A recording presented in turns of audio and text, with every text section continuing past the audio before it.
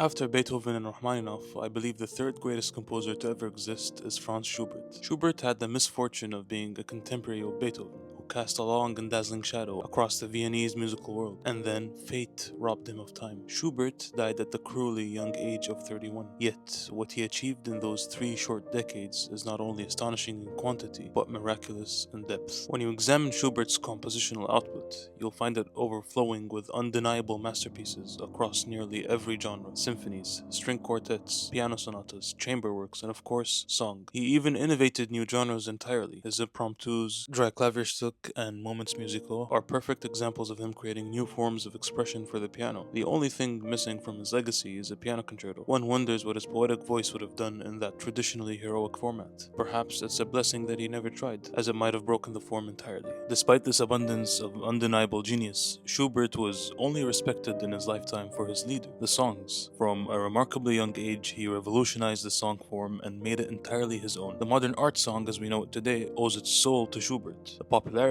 of intimate text-driven music in salons and concert halls alike can be traced directly back to him. Yet publishers, ever focused on what sold, insisted he stick to writing songs. He had to fight, really fight, to get a publisher to take anything else. I like to divide composers into 2 types: magicians and architects. Schubert, to me, is a master architect, though of a different order than Beethoven. Beethoven built cathedrals out of thunder and resolve. Schubert builds dreamscapes, meadows, and infinite skies that somehow have foundations. Pianist Alfred Brendel had a different, beautiful metaphor, which I also fully agree with. He says, in his larger forms, Schubert is a wanderer. He likes to move at the edge of the precipice, and does so with the assurance of a sleepwalker. To wander is the romantic condition. One yields to it enraptured, or is driven and plagued by the terror of finding no escape. More often than not, happiness is but the surface of despair. Before we dive into his works, I want to point out a few common elements that show up again and again in Schubert's music. Many listeners reduce him to a master of melody, and yes, his melodic gifts rival and, in my opinion, even surpass Mozart. But there's so much more. His harmonic language is subtle, patient, and surprisingly radical. Schubert never rushes. He circles around harmonies, sometimes for minutes, lulling you into a trance with repetition, only to shift the ground beneath your feet like a dream turning strange. He teaches you to wait, to listen, to trust, and if you do, the payoff is immense. You just have to let him cook. Let's start with Schubert's most famous symphony. It's only 2 movements long, unfinished, but those 2 movements contain more than many composers can say in 4. For Schubert, the writing here is uncharacteristically efficient. The very first minute is one of my favorite symphonic openings of all time. A quiet tremor in the lower strings, then a build-up that goes nowhere expected, climaxing into a world of melancholic grandeur.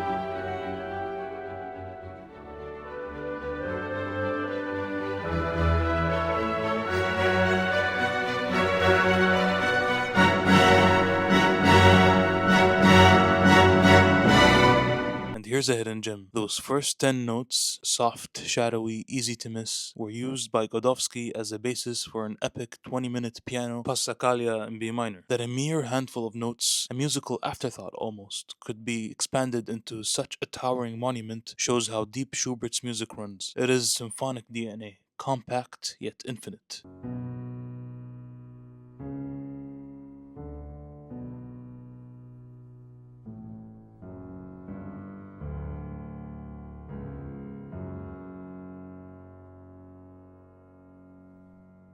20 minutes later.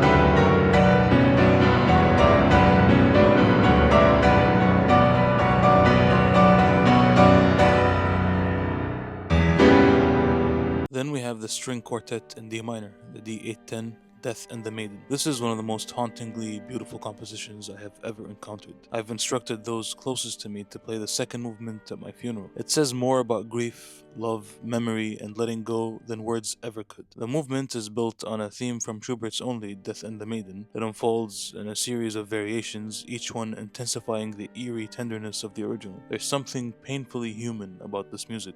It mourns and dances at the same time.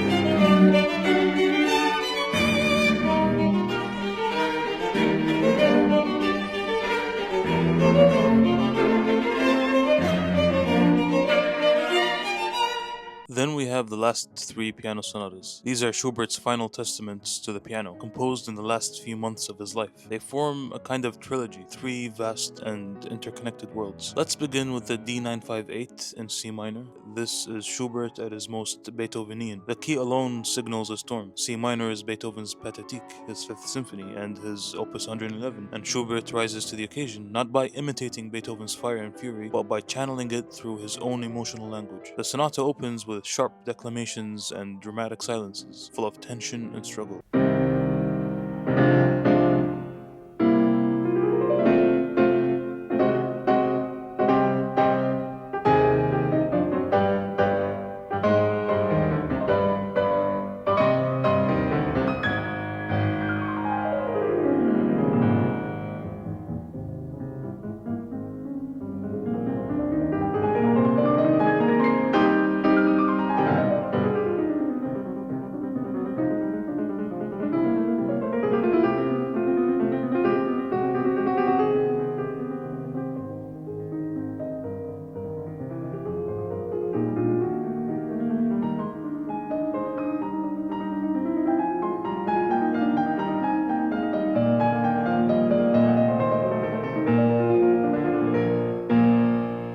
D959 in A major is the most kaleidoscopic of the three. The first movement is radiant, confident, and sings with a kind of majestic poise. The second movement, my god, it begins with a simple, prayer-like melody, before plunging into an unexpected volcanic outburst, like a dream rapturing into a nightmare. The rest of the sonata balances between sunlight and tremor, echoing Schubert's tendency to dress despair in beautiful clothes.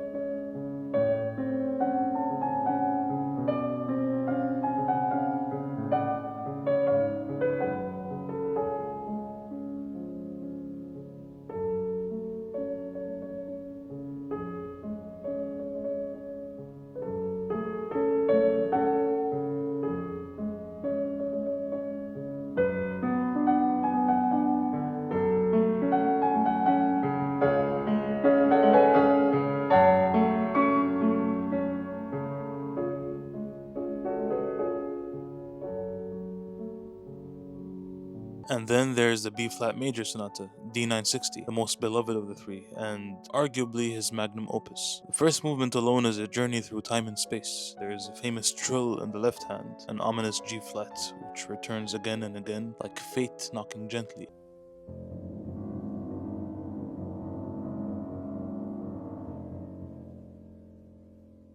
Schubert takes his time here. The repetitions are meditative, philosophical. It's less a performance than a personal reckoning with the universe.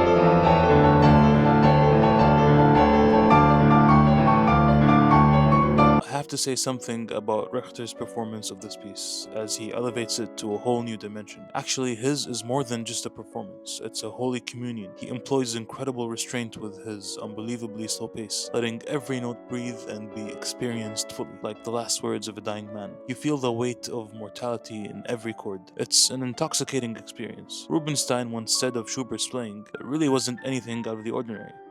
Then at some point, I noticed my eyes growing moist. Tears began rolling down my cheeks. What's special about Richter, according to Gould, is that he puts his enormously powerful personality between the listener and the musical score, thereby creating the impression that we, i.e. the listeners, are discovering the piece anew, and regularly from a perspective different from what we were accustomed to. Gould, on his first encounter with Richter, which took place in Moscow, May 1957, where he attended the recital by Richter, who began the program with Schubert's last sonata, Gould says that it's one of the longest sonatas ever written. Whether this is true or not doesn't matter. But with Richter's tempo, it could certainly feel that way. Next, Gould says, heretical though it may be, I'm not really addicted to most of Schubert's music. I find myself usually unable to come to terms with the repetitive structures involved. Gould then says that for the next hour he was completely disarmed, and in a state that he can only compare to a hypnotic trance. All his prejudices about Schubert were forgotten. Musical details which he had previously considered to be ornamental became organic elements of the piece. In the concert, Richter combined, says Gould, two supposedly irreconcilable qualities: intense analytical calculation, revealed through a spontaneity equivalent to improvisation. At that moment, he goes on, and on many subsequent occasions, Gould realized that he was in the presence of one of the most powerful musical communicators the world of music has ever produced. Moving on to the Piano Sonata in G major,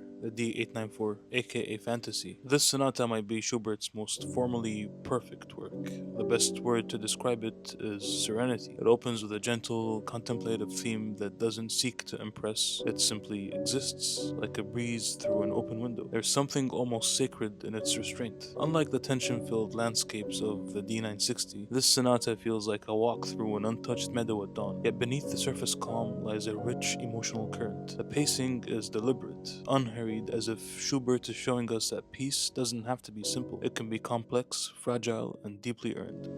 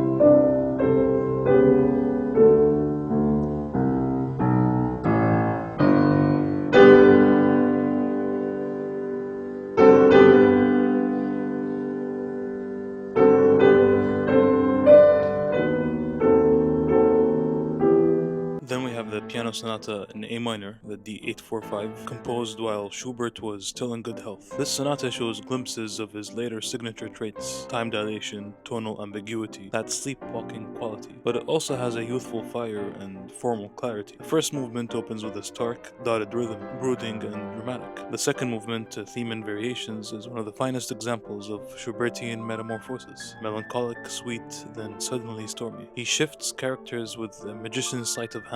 The finale is playful but uneasy, like a mysterious carnival ride. This is a transitional Schubert, neither early nor late, but unmistakably himself.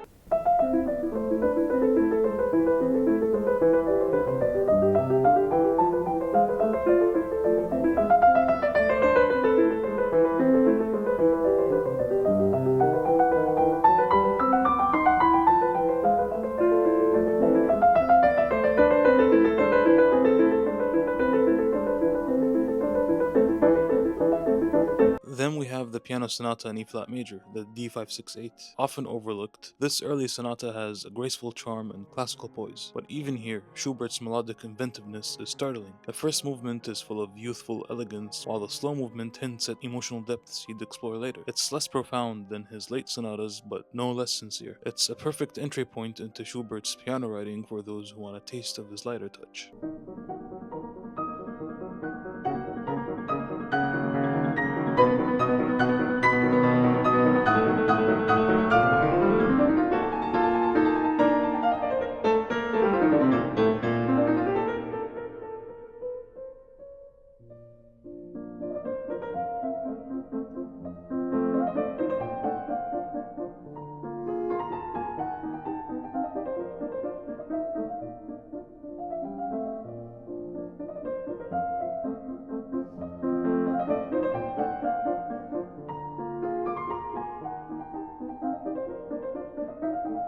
Then there's the Piano Trio No. 2 in E-flat major, D929, one of Schubert's very last compositions, written in the same year he died. This trio is a miracle of chamber music. The second movement alone is enough to secure its place in the pantheon of great music. It opens with a haunting minor key theme that slowly unfolds into something noble and transcendent. There is an emotional intimacy here, a sense that each instrument is not merely playing but speaking. It's the kind of music that doesn't need to be explained, just felt. The trio was made famous in Stanley Kubrick's Barry Lyndon, and rightly so. Its mournful dignity fits the film's elegiac tone perfectly.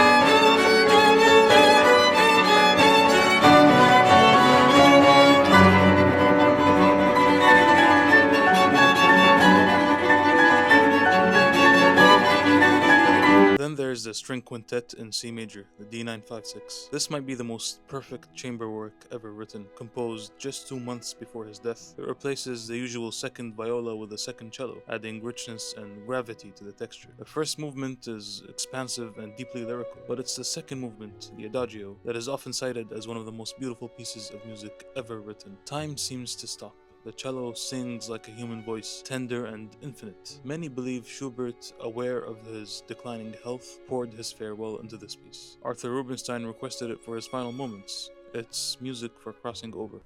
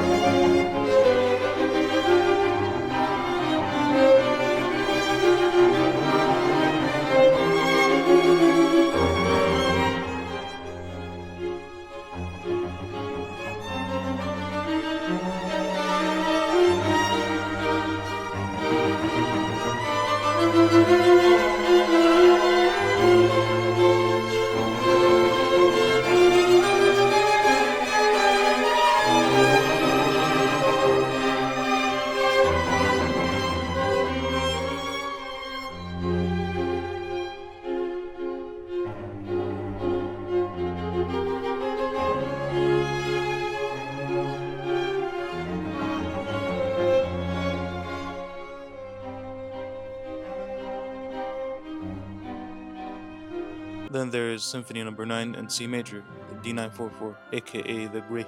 This is Schubert's Everest, not just in length, it runs over an hour, but in ambition. Schumann famously described it as having heavenly length, not to criticize it, but to marvel. Unlike most C major symphonies, which can sound overly bright or pompous, Schubert's Great is majestic yet full of mystery. Its melodies unfold slowly with almost Brahmsian density. He uses the trombone not just for dramatic effect, but as a vital voice in the orchestra, way ahead of his time. The last movement is a tour de force of momentum, driving forward with unstoppable force and joy. In the scherzo, it dances with weight, joyful, yes, but not naive. Every movement seems to emerge organically from the one before, like a river evolving into a sea. And the number of catchy melodies in every movement is unreal.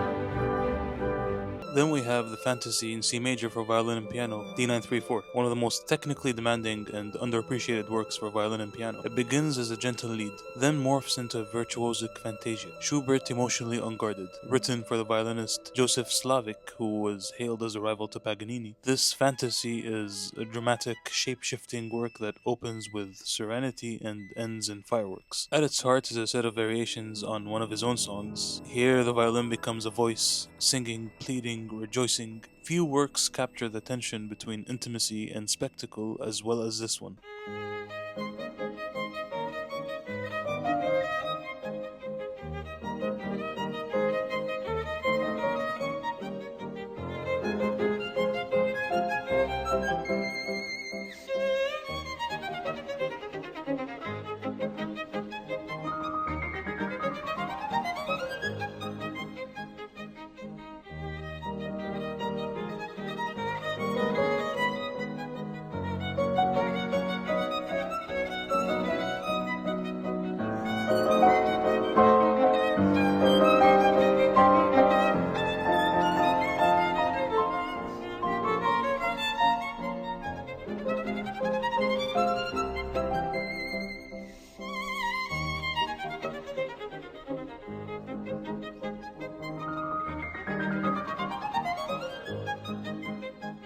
Then there's the Fantasy in F minor for four hands, D940. This is one of my favorite works of all time, a cosmic expression of sadness, yearning, and unspoken love. Schubert wrote this piece for his beloved Countess, Caroline Esterhazy. When she teased him about never dedicating a piece to her, he replied, "Why should I? Everything is dedicated to you anyway." The fantasy begins in quiet sorrow, swells into passionate climaxes, and ends with a fugue that seems to escape time. It's intimate, two pianists at one keyboard, breathing together, shaping something that feels almost confessional. The secondo part, often overlooked, is full of hidden gems and harmonic color. It anchors the primo's emotional flights. It's one of the most heartbreaking and beautiful pieces ever written for piano duet.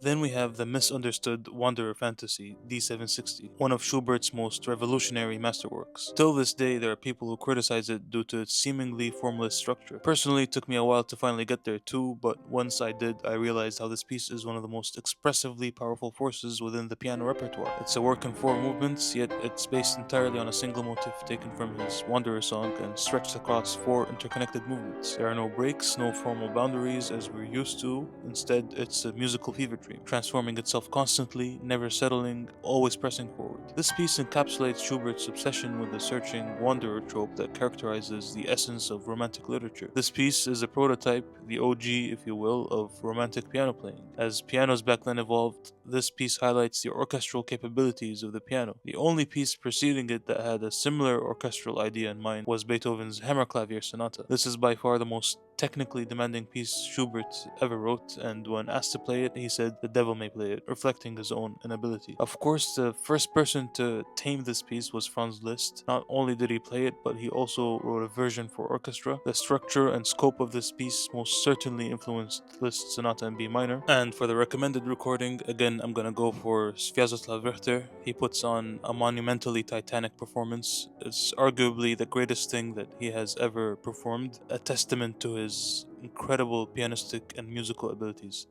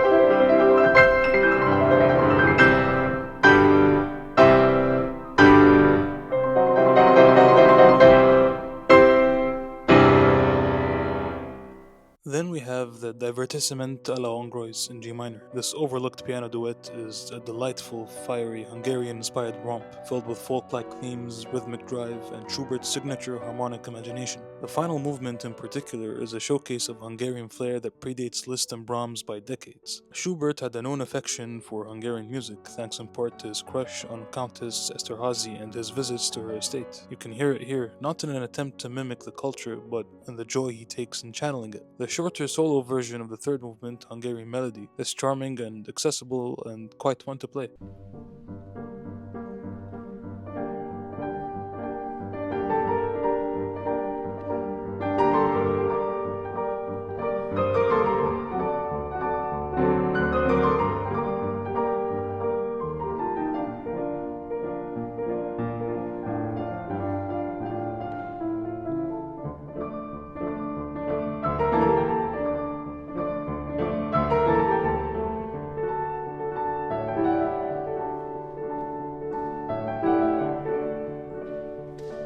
Then we have to highlight the Fourth Symphony in C minor, aka Tragic. Schubert labeled this one himself, though its tragedy is of a different hue than Beethoven's stormy C minor works. There's drama, yes, but it's veiled in lyricism and classical clarity. The slow introduction immediately recalls the grandeur of Haydn or early Beethoven, but Schubert quickly leads us into his own world, emotionally searching, harmonically daring. The scherzo is particularly thrilling, dark, unsettled, and almost Mendelssohnian in its restlessness, a dramatic gem that deserves more love.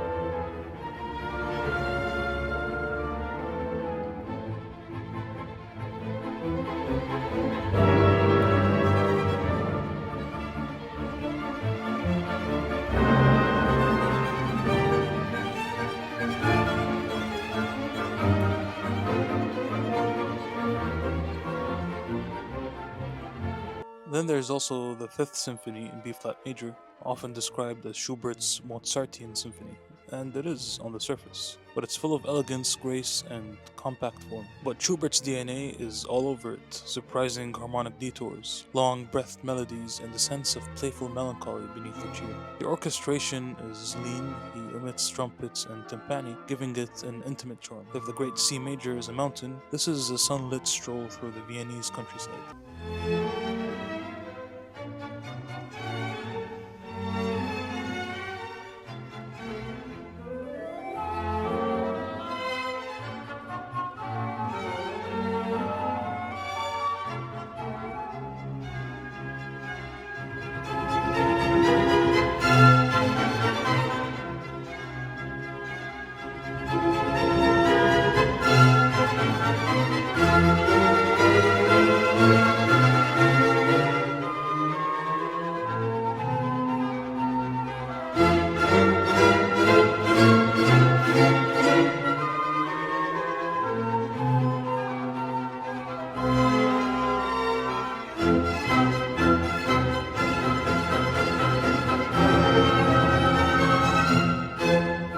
Then there's a criminally underplayed incidental music to Rosamunde, which is one of Schubert's most atmospheric writing. They offer a glimpse into the world Schubert could conjure without words, aching tenderness, quiet nobility, and a sense of something ancient being remembered. He would later recycle these themes in other works, but they find their original magic here, as quiet interludes between acts that transcend their theatrical purpose.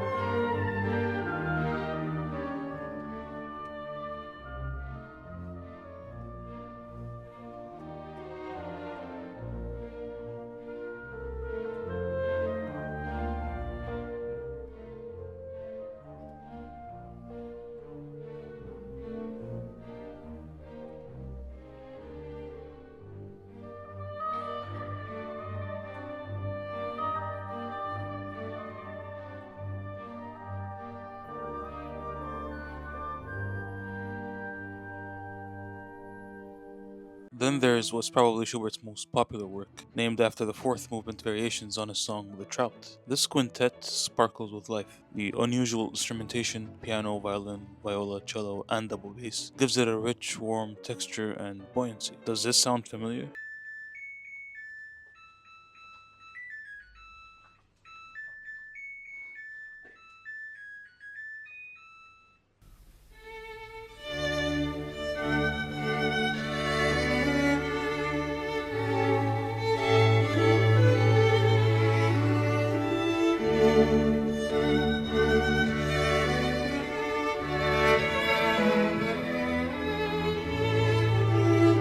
Every movement is a joy, but the fifth movement is where things catch fire. Infectious rhythm, chromatic flourishes, and a cascade of ever more playful variations. It's Schubert at his most cheerful without sacrificing any depth.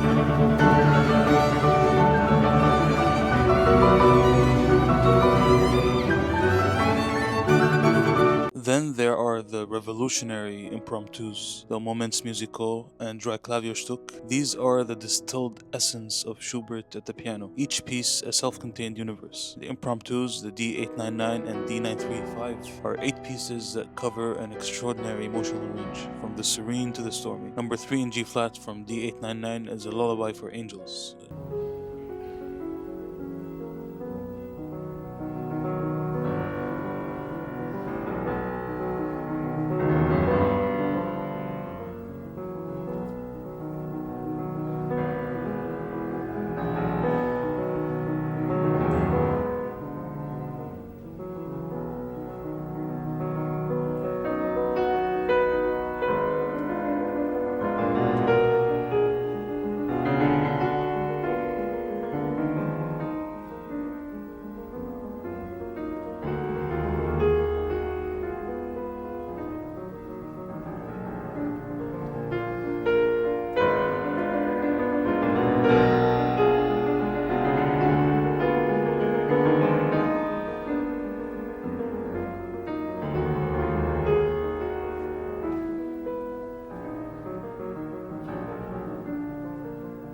Number 4 from the same set gallops like a demonic tarantella.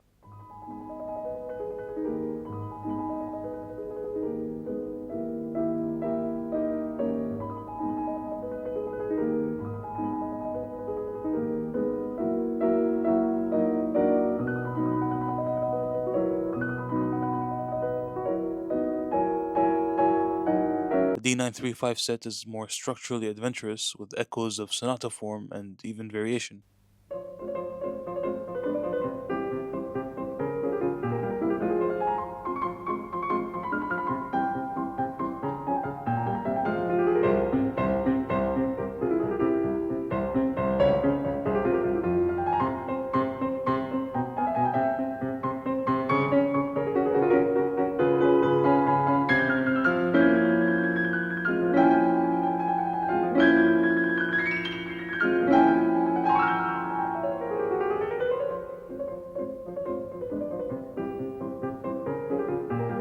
While the impromptus as a set are masterworks, let's take the first one of D899 in C minor. Listen to how it opens with defiant chords, stormy and dramatic, more Beethoven than Schubert at first. But soon the storm calms and a lyrical, bittersweet melody emerges, almost embarrassed by its own grandeur. The push and pull between rage and resignation creates a tension that never fully resolves. It's a musical soliloquy, turbulent, wounded, but never losing grace.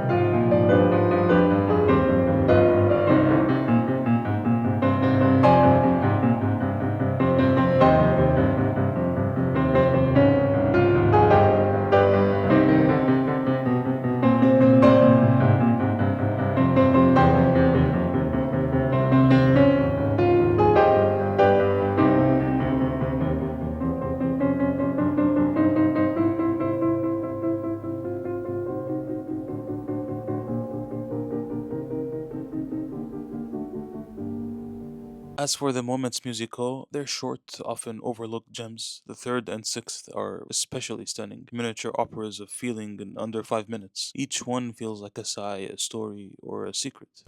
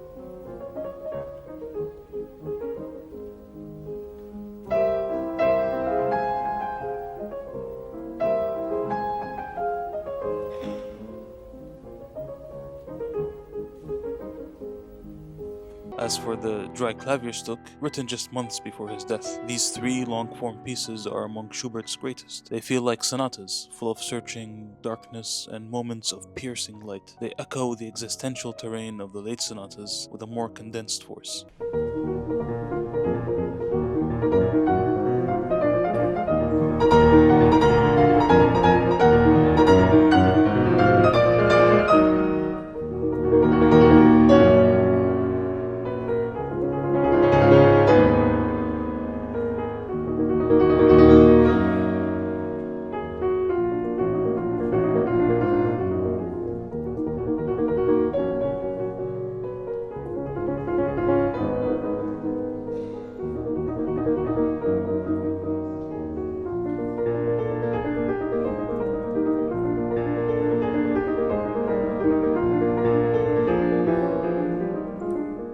Of the three Klavierstück, the second one of the D946 holds the most emotional volatility, in my opinion. It opens with a graceful lullaby, almost Chopinesque in its simplicity.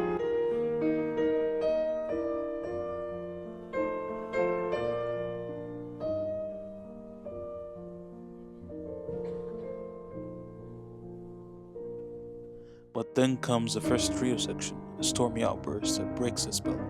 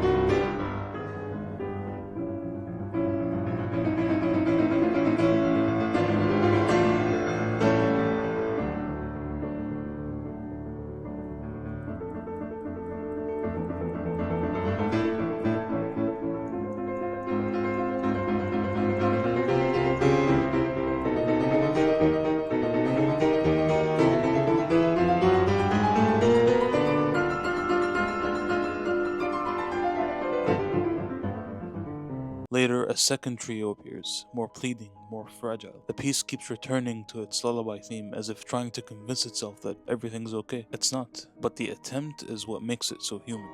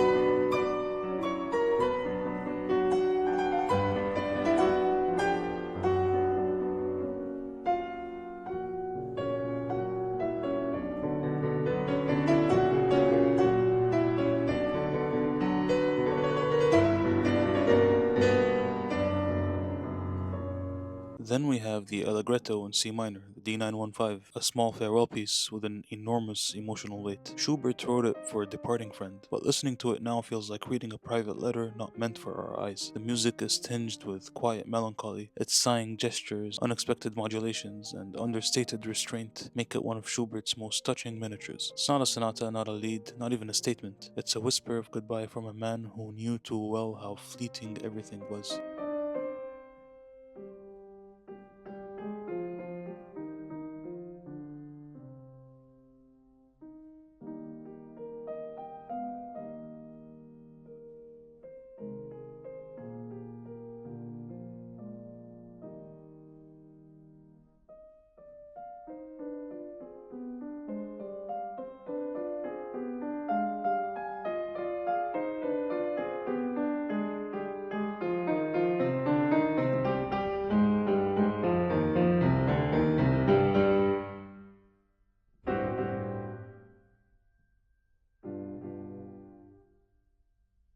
Then there's a piece called Sonata for Arpeggione and Piano. It's a curiosity in name, but a masterpiece in sound. The Arpeggione, a kind of bowed guitar, is long extinct, but the sonata has survived through countless arrangements, especially for cello and piano. It's an elegant, songful work with a kind of effortless lyricism that could only come from Schubert. It dances and weeps in equal measure. The piano writing is unusually rich, almost orchestral, making it a true dialogue rather than mere accompaniment.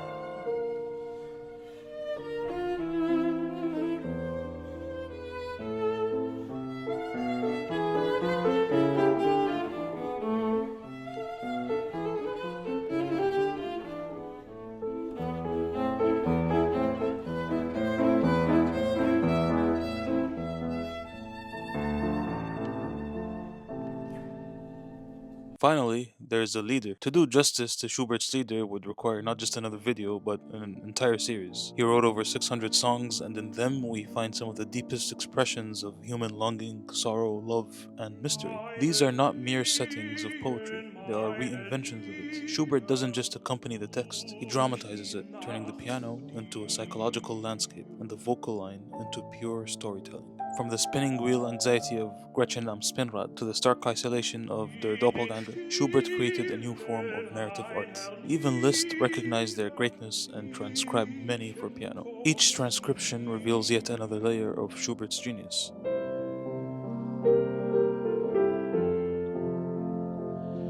Flüsternschlanke Wipfel rauschen in des Mondes Licht, in des Mondes Licht, des Verräters feindlich lauschen, fürchte Holle nicht, fürchte Holle nicht.